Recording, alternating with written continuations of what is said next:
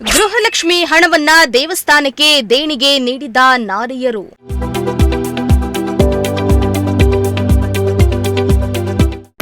ಮಹಿಳೆಯರ ಕಾರ್ಯಕ್ಕೆ ಸಚಿವೆ ಲಕ್ಷ್ಮಿ ಹೆಬ್ಬಾಳ್ಕರ್ ಮೆಚ್ಚುಗೆ.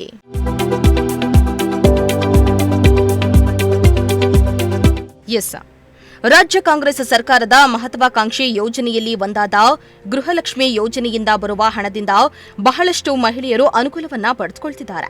ಅಲ್ಲದೆ ಕೆಲವರು ಗ್ಯಾರಂಟಿ ಯೋಜನೆಯಿಂದ ಬಂದ ಹಣವನ್ನ ಕೂಡಿಟ್ಟು ಮೊಬೈಲ್, ಕಣ್ಣಿನ ಶಸ್ತ್ರಚಿಕಿತ್ಸೆ, ಸೊಸೆಗೆ ಫ್ಯಾನ್ಸಿ ಸ್ಟೋರ್ ಹಾಕಿಕೊಡುವ ಮೂಲಕ ಸುದ್ದಿಯಾಗಿದ್ರು.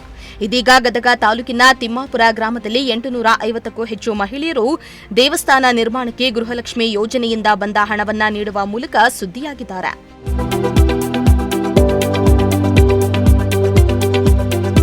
ಗದಗ ಜಿಲ್ಲೆಯ ತಿಮ್ಮಾಪುರ ಗ್ರಾಮದಲ್ಲಿ ಗೃಹಲಕ್ಷ್ಮಿ ಯೋಜನೆಯ ಫಲಾನುಭವಿ ಮಹಿಳೆಯರು ಗ್ರಾಮದ ಶ್ರೀ ರೇಣುಕಾ ಯಲ್ಲಮ್ಮ ದೇವಾಲಯದ ನಿರ್ಮಾಣ ಕಾಮಗಾರಿಗೆ ತಮ್ಮ ಗೃಹಲಕ್ಷ್ಮಿ ಹಣವನ್ನ ನೀಡಿದ್ದಾರೆ.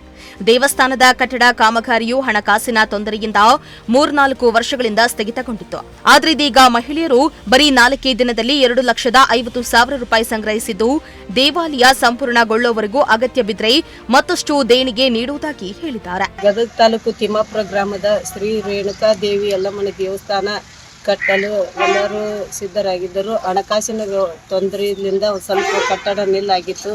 ಆದ ಕಾರಣದಿಂದ ನಾವು ಸಹ ಹೆಣ್ಮಕ್ಳು ಗೃಹಲಕ್ಷ್ಮಿ ದುಡ್ಡಿನಿಂದ ಇದನ್ನು 850 ಜನ ಇದರ ಅಷ್ಟೂರು ಕೂಡಿ ನಾವು ಗೃಹಲಕ್ಷ್ಮಿದು 2,000 ರೂಪಾಯಿ ಒಂದು ತಿಂಗಳದ್ದು ಕೊಟ್ಟು ನಾವು ಕೆಲಸ ಶುರು ಮಾಡಿಸೀವಿ.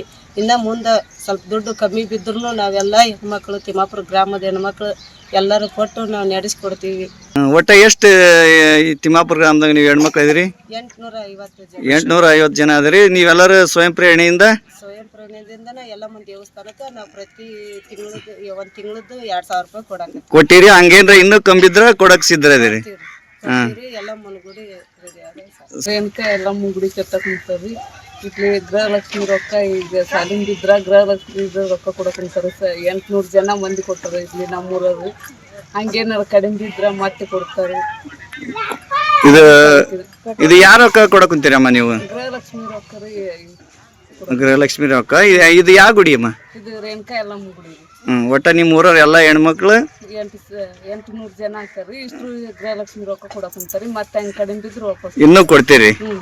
ಇನ್ನು ಮಹಿಳೆಯರ ಈ ಕಾರ್ಯಕ್ಕೆ ಮಹಿಳಾ ಮತ್ತು ಮಕ್ಕಳ ಅಭಿವೃದ್ಧಿ ಸಚಿವೆ ಲಕ್ಷ್ಮಿ ಹೆಬ್ಬಾಳ್ಕರ್ ಅವರು ಗೃಹಲಕ್ಷ್ಮಿ ಯೋಜನೆಯಡಿ ದೊರೆತ ಹಣವನ್ನ ವೈಯಕ್ತಿಕ ಅಗತ್ಯಗಳಿಗೆ ಬಳಸದೆ ಗ್ರಾಮದ ದೇವಸ್ಥಾನ ನಿರ್ಮಾಣಕ್ಕೆ ನೀಡಿರುವುದು ಹೆಮ್ಮೆಯ ಸಂಗತಿಯಾಗಿದೆ ಎಂದು ಸೋಷಿಯಲ್ ಮೀಡಿಯಾದಲ್ಲಿ ಪೋಸ್ಟ್ ಮಾಡಿದ್ದಾರೆ.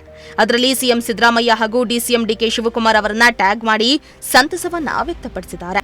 ಲೋಕೇಶ್, ಪ್ರಜಾಶಕ್ತಿ ಟಿವಿ, ಗದಗ್.